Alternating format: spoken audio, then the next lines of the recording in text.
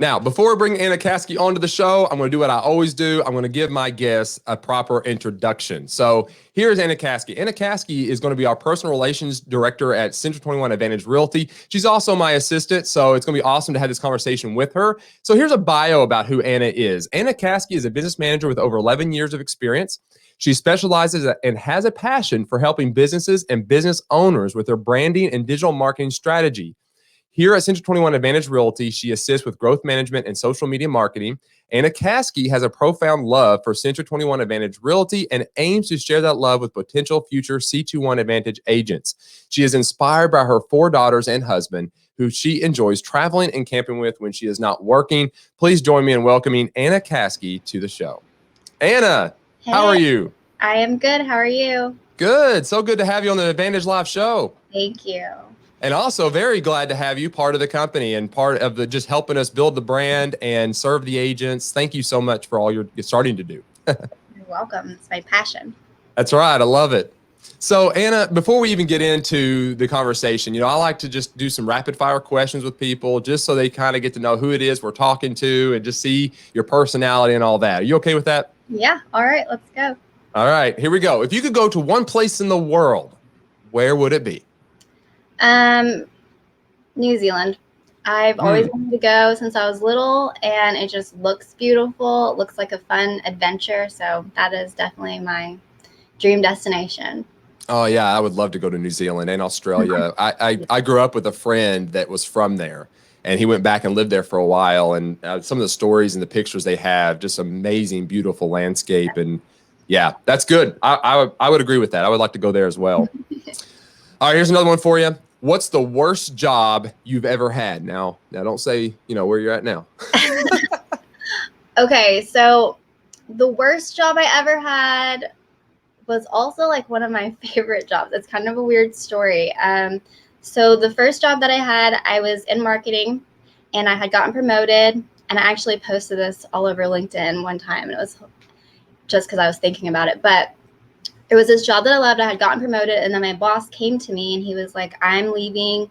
I want you to take my position. And he started training me for his position, which was area or regional manager. And so I had done all this training, and I pretty much was doing his job.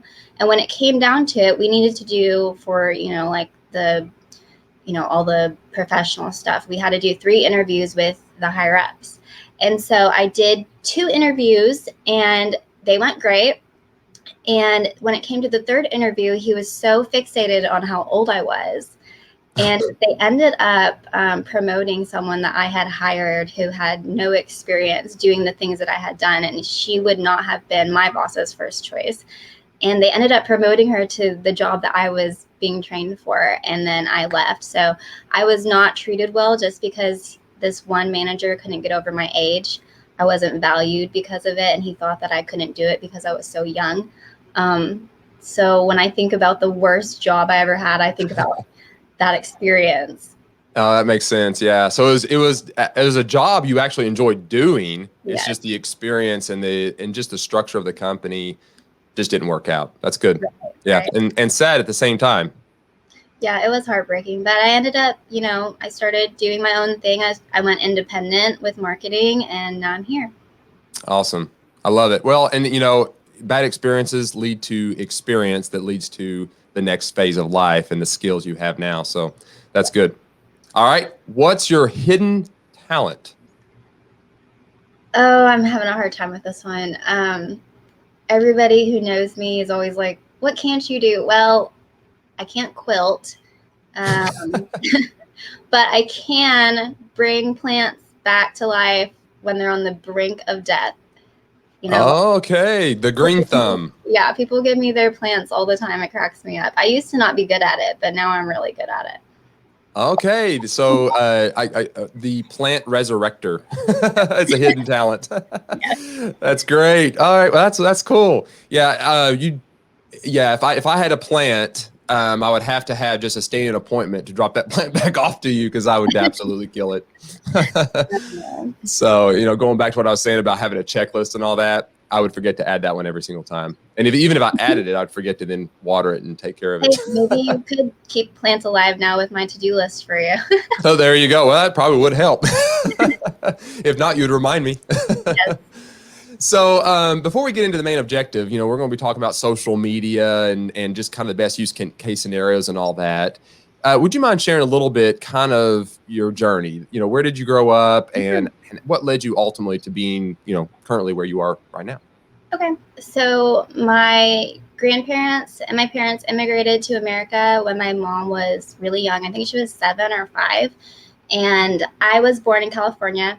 I've moved a lot, like over 25 times. And so I'm not really from anywhere. I say I'm from Texas because that's where I remember most of my childhood. But now now I feel comfortable with saying I'm from Nancy, Kentucky. But yeah, my mom remarried, and that's how I ended up in Kentucky. I've been working since I was 15. I've been in just about every industry there is. I love everything. I'm very multi-passionate. I get bored easily. And so that's one reason why I really enjoy real estate. You really can't be bored in real estate. There's always something going on. And with the industry, it's ever changing. So there's always stuff to learn. So that keeps my mind going. I have 4 kids. I got married in 2015 to an awesome guy. And now we're just settled down in Nancy. And I don't plan on leaving this little town. I love it here. That's awesome. Yeah, I like Nancy. A lot of beautiful farmland and everything. Yeah. Beautiful place. Well, we're excited to have you part of the Century 21 Advantage Realty family for sure. Thank you. Thank you. So let's do some social media now. Let's talk kind of about the platforms and the different types and kind of, if you don't mind, kind of give us just a brief rundown. I mean, we all use, many varieties of social media, Facebook, Twitter, Instagram, all those, right? Yeah. But in a way, and I think you would agree, maybe not, I use them, but I'm not an expert in them, right? So each one has a different use case. They're very much specific in their design and what they're for, right? So would you mind sharing with us kind of a breakdown of each one and briefly kind of what the aim of that platform is for? Yeah. Okay. So, social media in general is just for having a presence. So each social media platform would be for having a presence. But if we want to break it down a little bit further, we want to use Facebook for more personal things. You can also use Facebook for SEO as a search engine. IG or Instagram is more for like the highlights of our life, showing the good things going on in our business, showing all the, why your business is so great. And it can also be used for relationship building as well. Pinterest is more for sharing information and inspiration. Of course, you can share information and inspiration wherever else, but Pinterest, when you think Pinterest, you think inspiration. LinkedIn is more for professionalism. A lot of people use it for jobs, but you're mainly going to find business professionals on LinkedIn, and it's not super personal. Rather than on that professional level, you don't really go past that unless you do develop those deeper connections and then get off LinkedIn, maybe meet in person and go from there. And then we have TikTok. TikTok's it's a very unique way to get out information, whether that's through anecdotes, humor. You only have a minute to say what you want to say on TikTok, but it's a good way to increase your audience very quickly. And then Twitter, I think Twitter is a way to show your personality very quickly. You only have a handful of characters to use. A lot of people use it differently, but you're not really doing any deep, relationship building there. Whereas with Facebook and Instagram, which is what we're mainly going to talk about today, is Facebook and Instagram. Yeah. So, and would you say out of those platforms, real estate, I mean, it's so easy. There's always this new platform coming on and it's just like, okay, do I need to go use that now? Because is everybody jumping ship and starting to use that one over this other one? Mm-hmm. Which one of those, would you say the majority of people are still on and agents, should probably focus on the most and maybe dabble in some of the other ones? Like what would you say, Facebook, Instagram? Yeah, Instagram is owned by Facebook, so I would stick with Facebook if you're only using one, but if you can do Facebook and Instagram, I would use both of them. Okay. Yeah. That's fair enough. I think that's probably true. And I think a lot of agents are more comfortable. Facebook's been around probably the longest, I believe. Well, I don't know, Twitter. I'm not sure when Twitter did they kind of start about the same time? Yeah, I remember being on Twitter when you could nudge people. Okay. Yeah, I do. Yeah. Yeah. And then Facebook responded with a poke, right? It's like Twitter was nudge, Facebook was poke. Yeah. That's great. So Facebook, Instagram. Okay, good. And just briefly again, Facebook you would say is more for what's the purpose behind Facebook? Yeah. So for Facebook, Facebook is more of someone's personal space. So that's why we want to use business strategy when it comes to Facebook. You can have your presence on Facebook and tell people what you do, but that's someone's personal highlights. People share very personal things on their Facebook. So we want to use Facebook mainly to, one, have a presence. So you do want to appear on Facebook. You do want to have a business page on Facebook. If you don't, you can increase your credibility. But mainly, we really want to utilize all the functions it has for relationship building. And if you're not doing that, then you're not taking advantage of this Facebook is free, a free opportunity for you to build relationships. And yeah. Well, and that kind of leads straight into where I was going to go with this, because it's and I watch this all the time, and it's not just in the real estate industry, it's just in all industries and what people do. They feel compelled to make posts because they want just to focus on presence. It's like, I just need to make sure that I'm out there. But sometimes the presence you're making might not be as effective. Because it, like you said, it's more about relationship, right? Because it's called a social platform. Yes. So is presence enough? No. Or do they need to do something else? Yeah, no, presence is not enough. Of course, if someone knows you're a real estate agent, that's awesome. But they probably know a bunch of other real estate agents, or someone could just go on Facebook and type real estate agent Somerset, Kentucky. Like a bunch of people are going to pop up. They're more than likely going to reach out to the one who's had a connection with them, who they trust. And so when we build those relationships well, then they're going to come to you. Yeah, that's absolutely true. And it is about relationships. So let's talk now about consistency. Mm-hmm. Because now it's easy to get overwhelmed and start feeling like you've got to make all kinds of posts and all that. So how often should agents be posting to social media, and how much time a day should they be spending on these platforms, without, outside of everything else that they've got to do? Yeah, we're all busy, and social media, when it comes to business owners, we think, oh, we need to post, we need to do this. If we don't do this, we're going to get shadow banned, or the algorithm isn't going to push our content, which is semi-true. But we shouldn't stress about those things. But when it comes to building relationships authentically, you're going to want to build those relationships regardless of, the production side of social media. So I would say, with the use of Instagram and Facebook stories, you could post throughout the day without muddying. Yeah, muddying up your feed, because no one wants to see, the same person over and over and over on their feed. So you can utilize stories and just post throughout the day and have that relatability and that personal touch to things. It shows people like the non-professional side of you while still building those relationships and becoming relatable. But as far as posts go, I would aim for once a day. And if you absolutely can't do that, I would say 3 times a week minimum. Okay, that's good. Yeah, once a day, something that's relevant, relational, and if not that, 3 times a week. And does it kind of correlate the same with like Facebook and Instagram, about the same? Or can you, and the content's a little bit different on each platform, right? Yeah, the content's a little bit different. You don't want to post the same exact thing on Facebook as you would on Instagram. Your audience is different.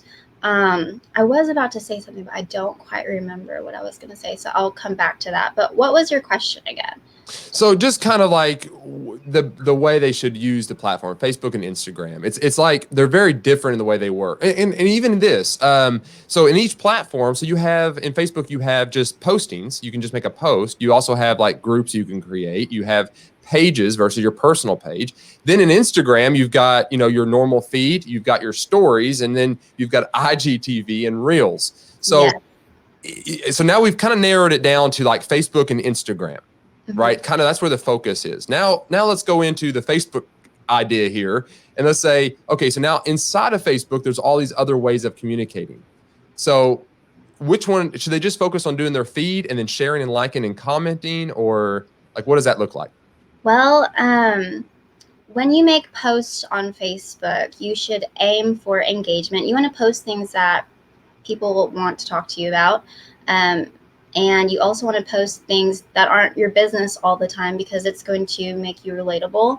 And you can do the same thing in your stories. You post things throughout the day that make you relatable. I get a lot of engagement on my food posts, and everybody thinks that I can cook. I don't really, I mean, I do post stuff like on my feed sometimes of my food, but you'll mainly find that stuff in my stories. And I get a ton more views and a ton more engagement in my stories. So when it comes down to posting in your feed, I would concentrate on posting things that, would offer engagement, like asking questions. For example, one time I was like, man, I haven't posted in a while. What can I post to get people talking to me again, where I can comment back really fast? That's not going to take too much of my time. And so this was a genuine question, by the way. You always want to be genuine, but you can use your authenticity for strategy as well. But I just posted, hey, I don't know what to get at this new coffee shop. What do you guys get at Baxter's or wherever? And so everybody was commenting their favorite drinks, and I got tons of engagement. I was able to, talk to everybody really fast and then go on with my day and come back later. And it was really personal. And it got the engagement. So when people comment on your stuff and engage with you, you're going to show up more on their feed, which is very important, because you don't want people to forget about you. Now that's a good point, because these platforms all have algorithms at work, and that goes back to validate your point. Engagement is key. If you want, just because you post something and there's you think that because I posted, all my friends that are on my list now see my post in their feed, and that's not necessarily how it works, right? Yeah, that's not true. So you can post all day long, but if you're not getting any engagement, chances of people actually seeing it is very low. You have to post things that engage, because they want people to come back to the platform. Yes. And on Facebook, if you're posting stuff about your business constantly and nothing about you, because people are your friend on Facebook to see you, like your personal life. If you're just constantly posting business stuff for sale all the time and stuff like that, then people aren't really going to engage with you. So we definitely want to use it for more of a personal side. You definitely want to respond to people in an authentic way, like talk like you would talk to them in person. You don't always want to be pushing sales or what you're doing in their face. They know. You might have to remind them every now and then, but they know. Yeah, that's good. That's good. Well, give us some of your best practices for agents, that what they should be doing to optimize, the use of media and social media and building relationships. What does that look like? What's some of your best advice that you can give these agents? My best advice in general would just to be authentic and genuine in everything that you do and everything you say to people, because we're in a relationship-based business, and if you're faking a relationship with someone solely for something for yourself, people are going to find that out, and then they're just not going to want to come to you. But we're going to talk about 3 tips on how to use social media to build up these relationships. The first one would be, Facebook offers so much when it comes to making touch points. We want to make touch points or points of contact. It makes it so easy to see someone's birthday, to see when someone's having a hard time, to see when people are doing well. And you should reach out and contact them. Hey, happy birthday. Congratulations on your baby. Is there anything I can do for you? Congratulations on your anniversary. Facebook makes it so easy for you to see these things in people's lives without you having to remember them all the time. Another thing is, if you do reach out, then you want to genuinely reach out. You don't want to be like, hey, how are you? Versus like, if someone really can feel that you actually care how they are and how they're doing, it's going to make a world of difference. The next thing would be to have actual conversations with people.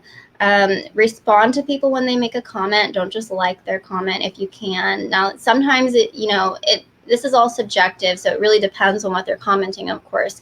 But like if someone reaches out and says happy birthday to you, then you should take time to say thank you. And maybe use that as a opportunity to just be like, hey, how are you? And build a relationship, build a conversation. You don't want to be salesy. You want to make an effort to for people to trust you. You want to make an effort for them to come back to you and trust you that you can help them with whatever they're needing.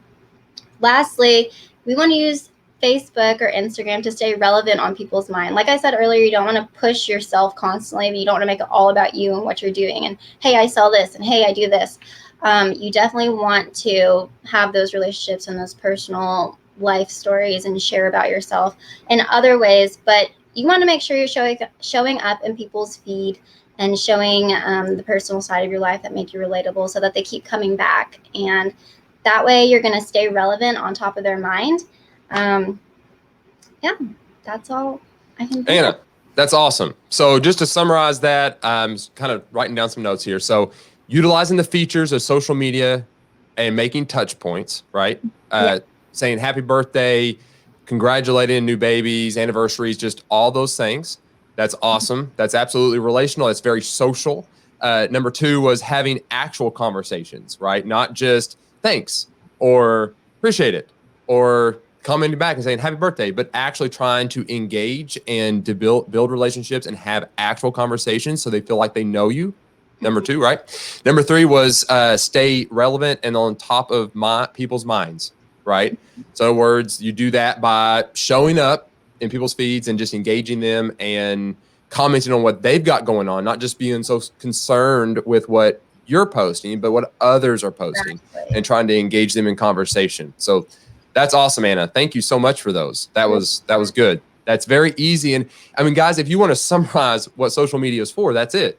It's like we get so caught up in wanting to use it as an advertising platform that we miss the whole purpose about what it is. And that's social, and that's building relationships and making sure that what you're offering is a value to the person that you're making the post for. So every time you make a post, think about the person that post is intended to reach. And if you're that person, we call it an avatar. If you're that person that you're making that post for, you need to read and say, would I respond to that post if that was what they shared? Like, is that going to engage me to want to do something and engage them in conversation? And if it's not, then maybe reformat the way you're posting that to be more relevant and speaking more to your audience. So, Anna, awesome. Thank you so much. You're welcome. Anything else you'd like to share, or are we good? I think you brought some good stuff. I do want to say one more thing. Yes. When I was talking about the touch points, you guys might feel like it doesn't matter that, hey, 50 other people have told this person happy birthday or congratulations on the new baby. What, like they don't even really know me. I don't really have a relationship with them. What's it going to matter? I have had the same person tell me happy birthday every year since 2008 at 12:07 a.m. She posts on my feed. It sends me a text. We're not even really friends, but I know she comments at 12:07 because that's the time I was born. Oh, wow. So she remembers that, and she tells me happy birthday every year at the same time. And that is so special to me. Like I said, we're not even really friends, but like I remember her and I know who tells me happy birthday or like who's talked to me recently, even if it doesn't seem relevant, or even if you seem like you're just another person in the crowd. That's completely not true. Your engagement with people matters, and it's going to help you a lot when it comes to building your business. But in general, just be yourself, be authentic when you're talking to people, type like you talk, don't appear salesy. So yeah, that's the last thing I need to say. That's good. And it doesn't take much to be intentional and, do those type of things. I mean, that friend of yours, I mean, she's got a reminder set up probably, but she took the effort to do it. Yes. And then 12:07, you say, and it's at midnight, right? Just past midnight? Yep. I mean, so yeah, she has to probably set a reminder to wake herself up, but think about what she's doing there. She's actually intentionally reaching out to Anna because she cares about Anna, even though they're not even close. I mean, how many clients do we have and past, people that we come in contact with that if we did something like that, would they remember us? I think so. I mean, Anna does. I mean, it makes sense. Point proven, right? Anna, thank you so much. You're welcome. Thank you. Absolutely. Appreciate you. Have a wonderful day. We'll talk very soon. Okay. Bye. Bye.